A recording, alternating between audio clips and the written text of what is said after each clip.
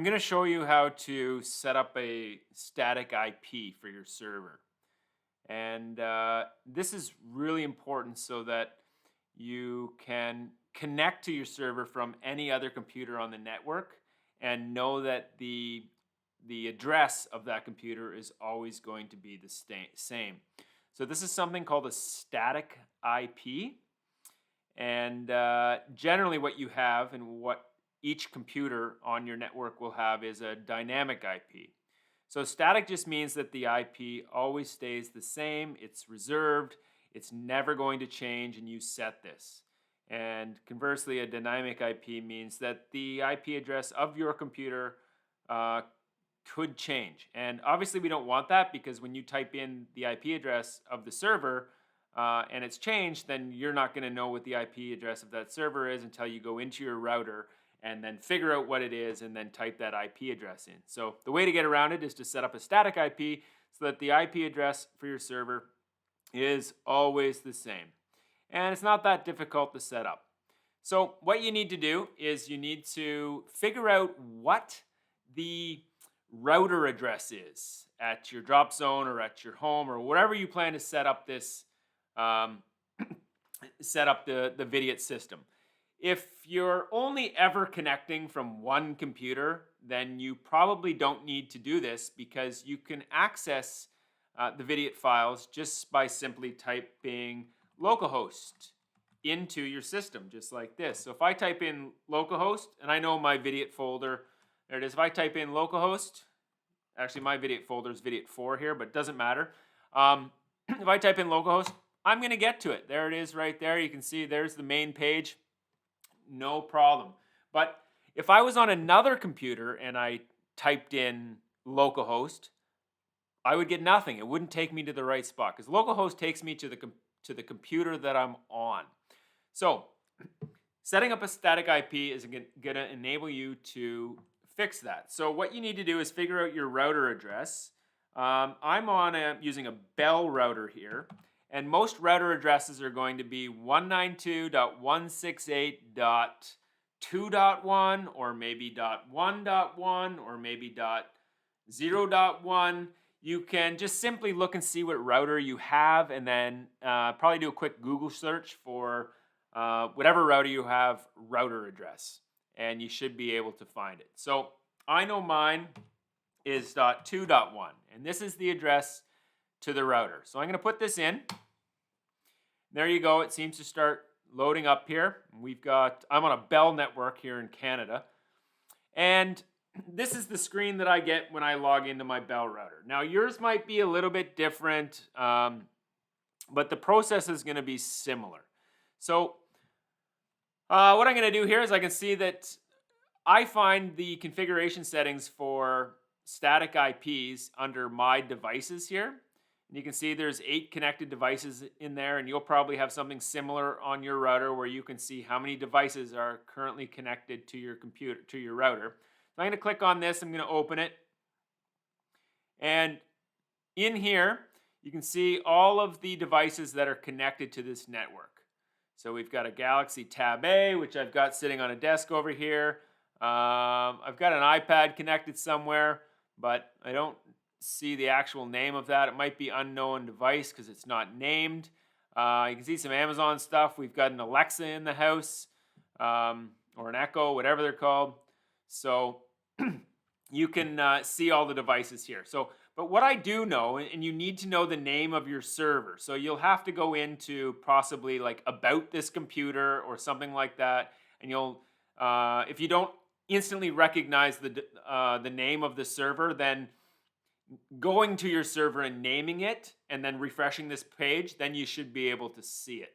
So I know that what I want to do is, I know the name of the server that I'm working on right now is Jammer XPS. So what I'm going to do is I'm going to edit those settings and just wait for it to open up here. There we go. So now here's what we want to look at here. So we have the IP type, all right? You can see there is dynamic and reserved. So reserved is going to be the same as static. Just means that no other device that connects to the network is going to be able to have this IP address. And keep in mind, this isn't like your public IP address on the internet. This is just a local IP address on your network. So as you can see, it doesn't let us change any of the other IP, like any other part of the IP address, other than the last part of the IP address. So, and on my particular router, it gives me a range that I can use. So I can use anywhere from 2.10, 192.168.2.10 to 192.168.2.54. So I can pick anything in there right now that I want to be the static IP address for my server. So I've chosen 200. All right, but I could change that. That's what it was before, but I can change that to, let's just make it, I don't know, I try to make it something easy that's not hard to difficult to remember. So I'm going to just change it to 100 here. And then I'm just going to hit save. All right. Oh, it says it's already in use. So I'm just going to go back to 200 to what it was. I'm not going to change anything. I know I've already set it at 200. So I'm just going to leave that and I'm going to cancel it. But I've already gone in and set my IP address to be 200, and that's why I don't have to update it here. But you'd need to update your settings. You might even need to restart your server computer for it to actually take the IP address. So let's just say I've saved it and I close it here.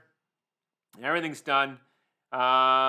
So now what I can do to test it, as I said, you might need to restart your computer. I don't have to restart mine because I know my IP address is already what I've said it was in there. So now what happens is that I'll just open up another tab here. Now, before I was using localhost to access the Vidiot program, and I can still use that. It's fine. No problem, right? But it's because I'm accessing it, again, on the computer that stores the files. This is the host. But now what I'm able to do is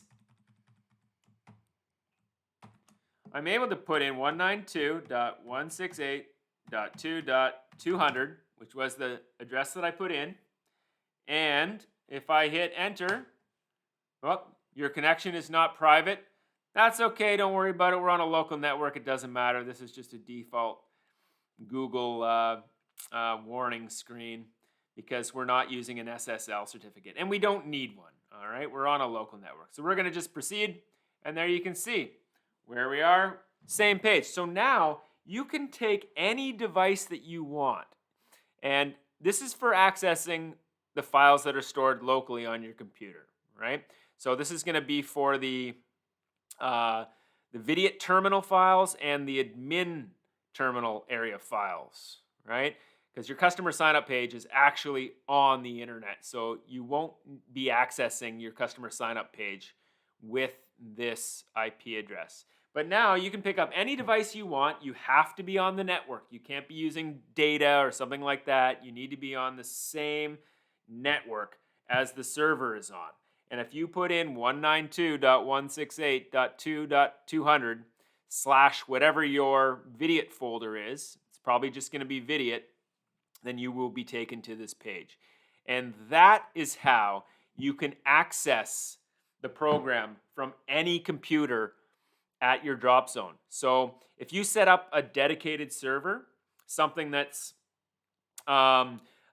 sitting in a cabinet somewhere. It doesn't have to be necessarily a server. It can just be a desktop computer, as I've discussed. And there are reasons why you would buy a dedicated actual server as opposed to just a desktop unit. But now you can set up other computers, like for your camera people, as workstations and have them connect to this address.